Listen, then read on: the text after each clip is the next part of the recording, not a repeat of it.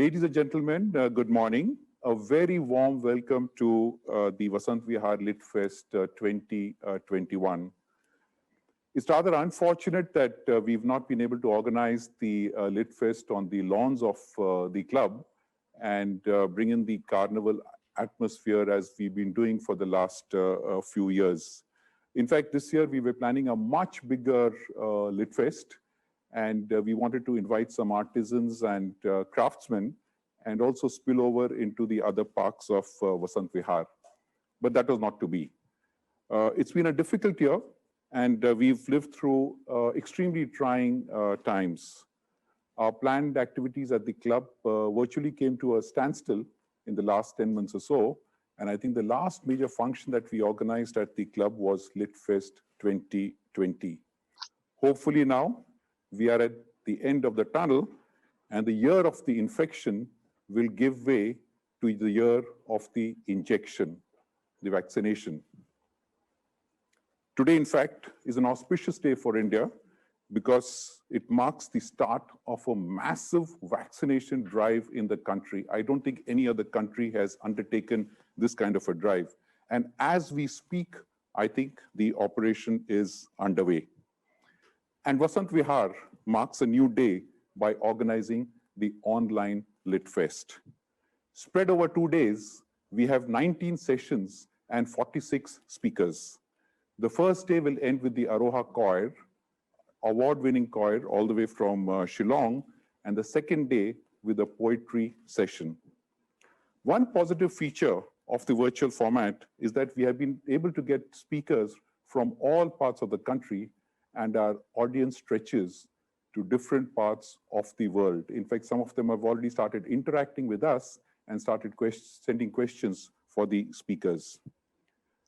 In order to launch the Litfest, we have in our midst today a very distinguished guest who is a writer. In fact, his book, The India Way, was published very recently. Not only a writer, he's a scholar, a strategic analyst, diplomat, and now the Minister for External Affairs of India. Ladies and gentlemen, please join me in welcoming Dr. S. Jaishankar. Good morning, Dr. Jaishankar. Morning. Thank you very much for accepting our invitation to the Litfest, and a very warm welcome to you too. I would now request you to inaugurate the festival, and also, if you may, share some views about India's foreign policy and the challenges faced by us at this stage. You'd like to say something about your book, which I said was published very recently, and the circumstances in which it was written. And if you permit, at the end of your talk, we'd like to take a few questions, time permitting, and then hear you talk about some of those issues. Thank you very much, and over to you, Dr. Jaishankar. Pushpendra, Happy New Year, and my best wishes through this medium to all those connected, all those tuned into the Vasant Vihar Literary Festival.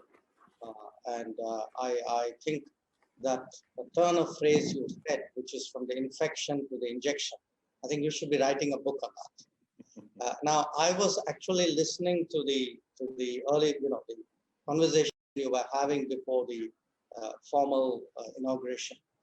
And, it's interesting because what the literary festival is going through is what many of us are going through in our work environment, which is we have been compelled to go digital.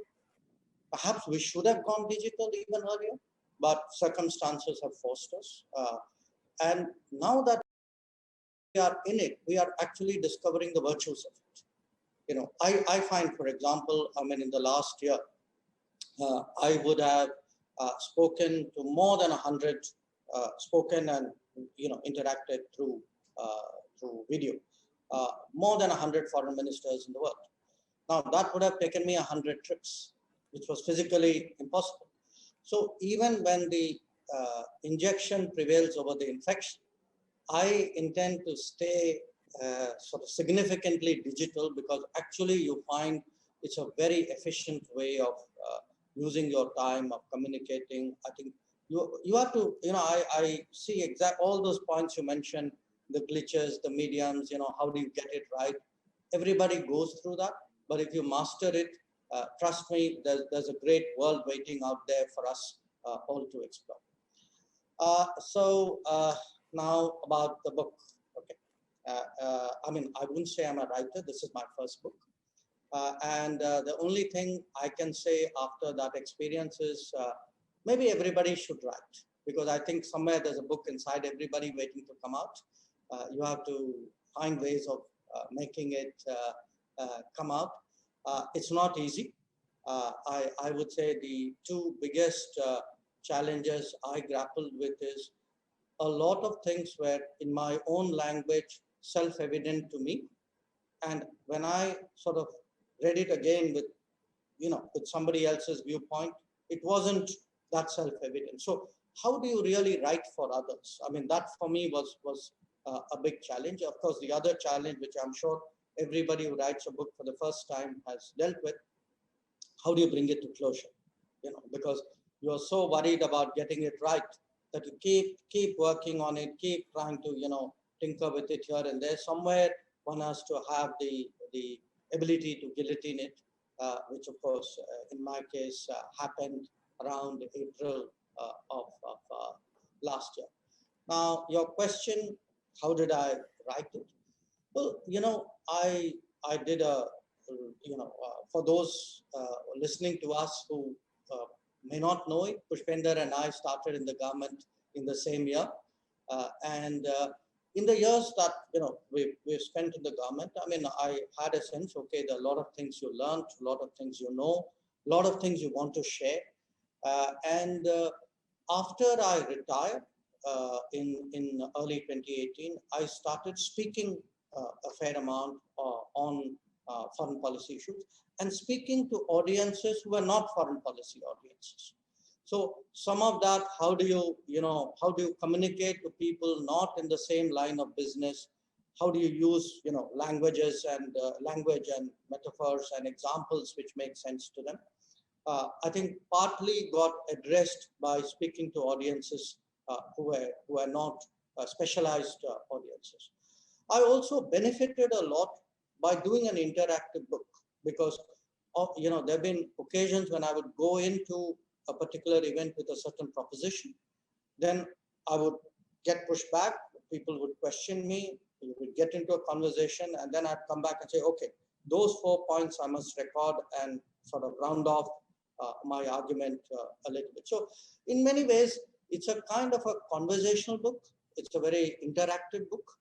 I wrote it like I'm sitting and talking to you, Pushpendra. I would say, in a way, I mean, a lot of people have told me it's not a difficult read, so I take that as a compliment. Now, why did I write it? I think I wrote it with a number of objectives in mind. I think the primary one was to communicate that, look, the world is on us. Whether we like it or not, the world is upon us, the world is in our lives. We can't remain insular, We can't be India, old civilization, great country, looking at our problems, obsessed with only our own things. Because whether we like it or not, we are connected to the world and the world is connected to us. So I actually, my first chapter of my book, used two analogies, which is really Awadh, the Shatranj ke Khiladi analogy, that, we are obsessing about something at home and the world is changing around us. We can't allow that to happen to us again. And the other, reference I make is to what I call the Panipat syndrome, which is, we kind of know things are happening in the world, but we are so secure at home. We don't wake up till it is upon us. So, our decisive battles are actually fought in our heartland, often defensively. And we have allowed, in that sense, others to outthink us. Now, I mentioned that because in a way, that's what's happened to us with globalization. That with globalization, the world is in India.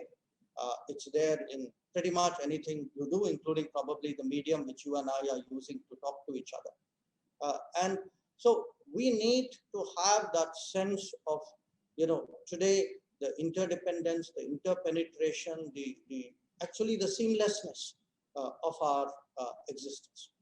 The second reason I wrote it was, at least for someone of my generation, and I don't presume even there to speak for everybody, we think of a lot of events primarily from a domestic viewpoint, rightly so. But given the fact that, I do foreign policy, I have woken up over the years to understand the global consequences of our domestic events. And I identify some of them. They are, to some degree, a continuing refrain in the book.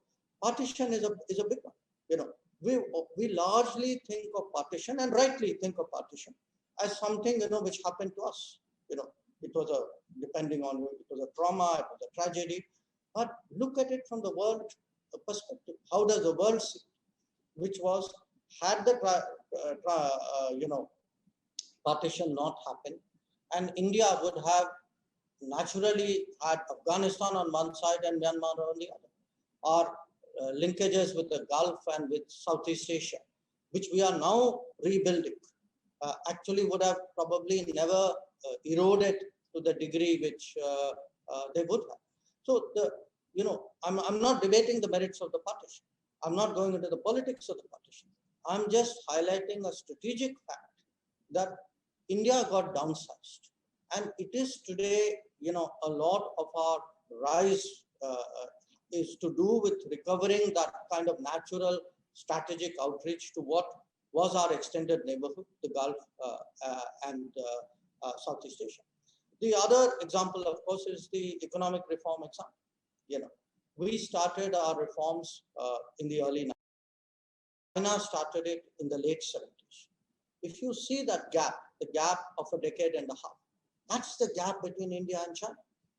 That if today China, when Rajiv Gandhi went to China in 1988, the two economies were, roughly the same size. Their population was more, so per capita probably we were marginally ahead. Today, the Chinese are more than 5 times our economic size, and that 15-year gap, and that is part of it. Part of it is also, which I've not addressed in this particular book, but it's an argument I've made elsewhere, which is that they keep following up reform with more reform, deeper reform. They've sort of internalized it far more than we have. The third, of course, is the nuclear issue, where again a delayed decision, actually costs us. That finally, when we go nuclear, we help Pakistan also go over the finish line by a delayed decision. So the point where I feel today we need to reflect much more on is, could we have done it better?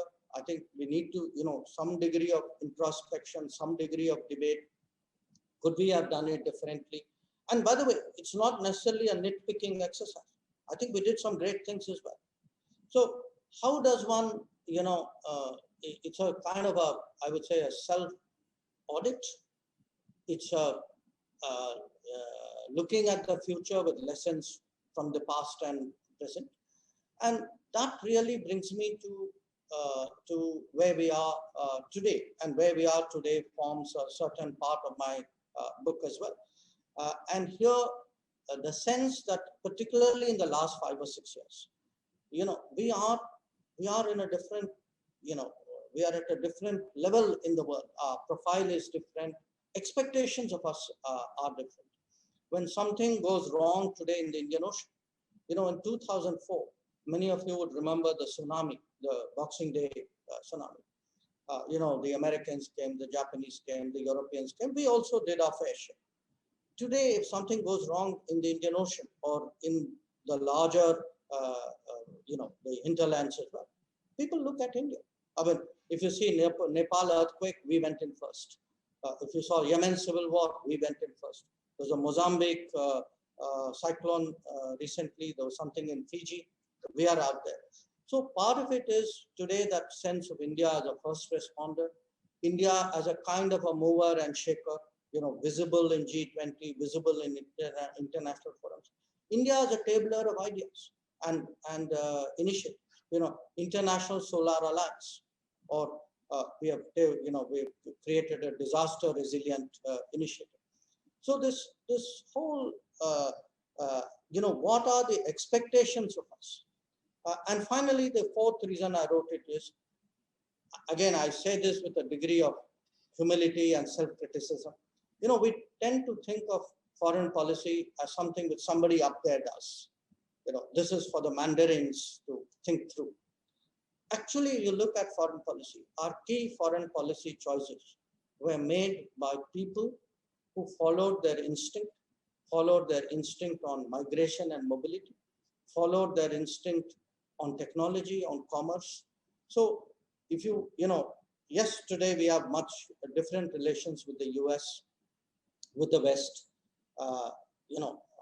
Part of the reason is that before the foreign policy apparatus kind of, made the course corrections, actually, the Indian civil society did through their own personal actions, whose aggregate actually created a different kind of policy.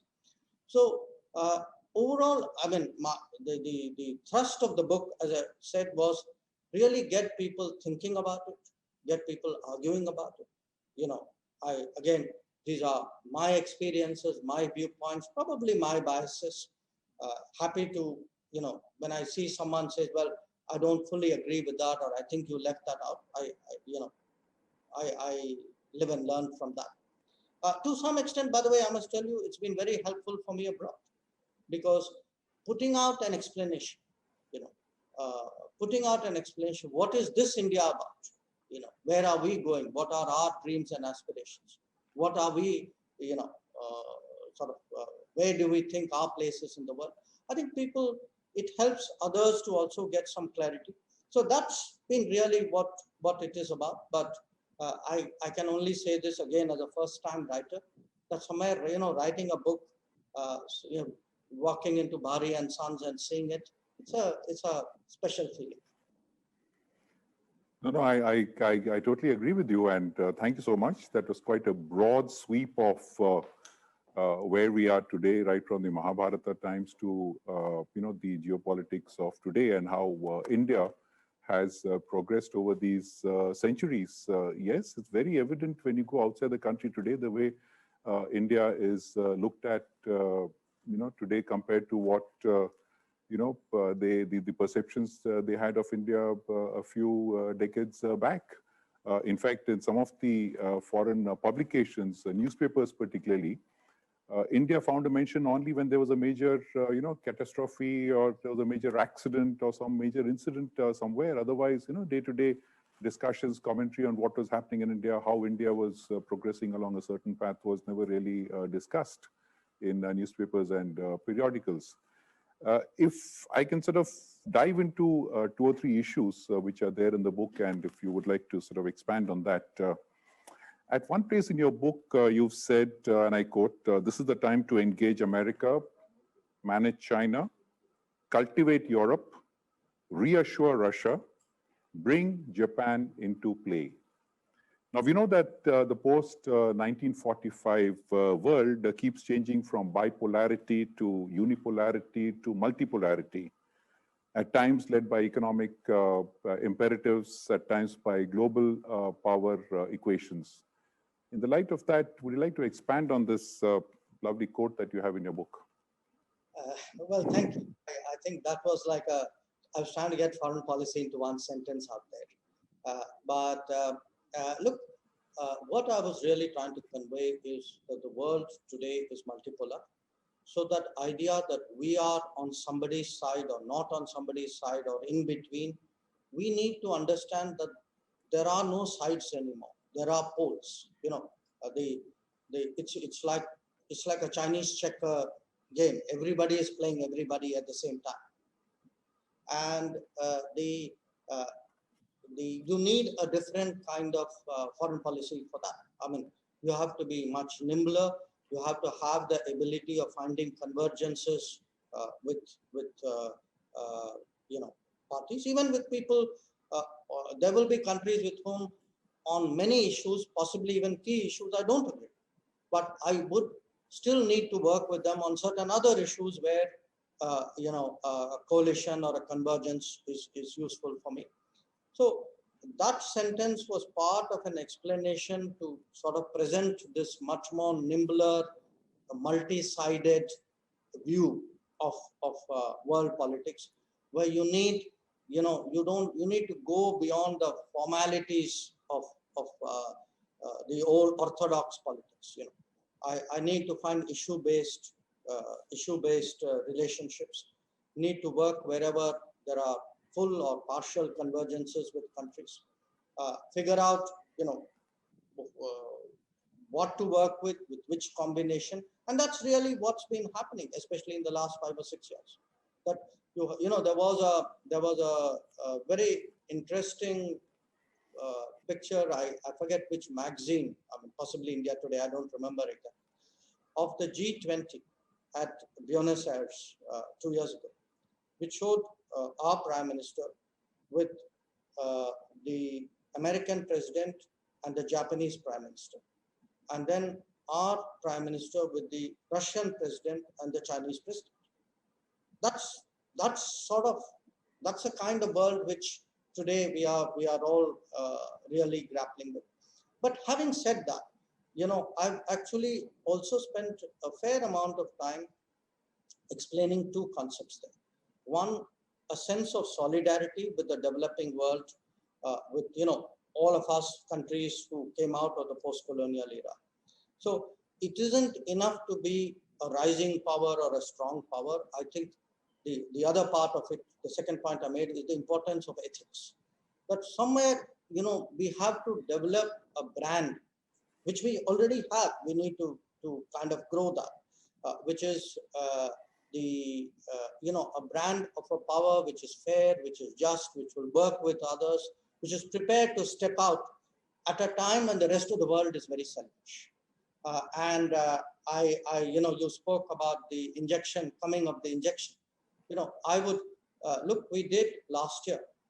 We did a lot of hydroxychloroquine and paracetamol shipments to 150 countries. This year, we really are expecting to step out there with vaccines. That you know, I'm fielding calls every day from, you know, from foreign, my counterparts abroad. So just like we ended up as, you know, the techie image, the back office of the world, the Indian IT industry, I think probably one of the outcomes of the pandemic would be India as the pharmacy of the world. India as a country, you know, which will step forward and sort of look after those who would otherwise be left out, you know, by market forces and so on. Because even with the hydroxychloroquine, you know, the richer countries were really cornering the market. And then we had to put a stop to it and make sure that there had a fairer distribution. And that is why you're absolutely right. And that is why when you talked about the vaccine and trying to sort of make it available to the other countries, we've got to have sort of a change in our attitudes. Also, this morning I was watching a show on television, and they were talking about this, you know, this plane which is coming from Brazil to pick up 2 million doses of one of the COVID vaccines. And the argument being made out was that why is it that we are sending it to Brazil if we require it within our own country? We've not been able to meet our requirements yet. But that is when you have that outreach, when you try to sort of spread your influence to other parts of the world, you have to make those kind of concessions within, you know. I mean, you can't sort of take too myopic a view on that. Well, you know, Pushpendra, I don't think in this case it's a concession, very frankly. I think we are very clear that we will roll it out in our country first. It's natural, it's obvious. It is being rolled out today. We have not supplied it to anybody abroad. I think sometimes you're not the only person who has communication glitches. Sometimes communication glitches happen on a global scale as well. So It's something we've, sorted out. I think that's a bit of a storm in a teacup. Uh, we have the production capacity, to my understanding, of fully taking care of our own needs, and yet looking at the needs of the rest of the world. A lot of it will be commercial. I mean, it is good for the country. A lot of it would be contributions to various international initiatives. So I think looking after yourself, doing good, being smart, strengthening your business, these are not contradictory. You can do all of them at the same time. I think we will do all of them at the same time. That's right. If we could take a question from one of our participants, the audience. This is from Vadodara, Fareed Siddiqui. Slightly provocative. You may have to put on your diplomatic hat over here. We are all set to see a bipolar world with the United States, Saudi Arabia, Israel, and Pakistan in one camp, and Russia, Iran, China, and Turkey in the other. How does India achieve a harmonious relationship with both these camps? Now, these camps are made by him. I mean, you don't have to sort of agree with that. I think I would question the basis of the question. I don't think that that's an accurate reading of the world situation or the camp situation. My own sense is that the era of camps is actually receding. The biggest camp we saw was a Western camp. Okay. Today, if you look between Europe and the United States, within Europe, you are seeing a lot of debates, arguments, pulls and pushes in different directions. So I have actually devoted a segment in my book questioning whether the biggest camp, the Western camp, should we continue to deal with it as a camp, because I feel that's an old understanding of where it is. But the larger question, this idea of taking the world and slicing it into this side, that side, this is like a match. And so which side of the match do we join? It's a very Cold War kind of thinking. So it's a part of our legacy, and therefore part of our thinking. We continue to be conditioned by it. Even today in India, often you get, I read arguments saying, we shouldn't be joining this side, we shouldn't be joining that side. That's not the question. Question is, what is in your interest? Now remember, in a few years, there will be our side. There will be other people will be debating, should we be joining the Indians or not? In fact, many of them are, especially in our own neighborhood. So this idea that, we are like a pawn and there are these big players out there, I think that's dated. We are today the 6th largest economy in nominal terms. Soon will be the 3rd. I mean, look at there's all the major international negotiations. We have a role. We have a contribution. It's a different world out there. Thank you. Last question. I know you have to leave at 11. This is Bhaskar Pramanik from Gurugram. Very short question. We may not take more than 30 seconds. Of course, we have a full-fledged discussion in the evening. Indo-US relations. What will be different? What will stay the same?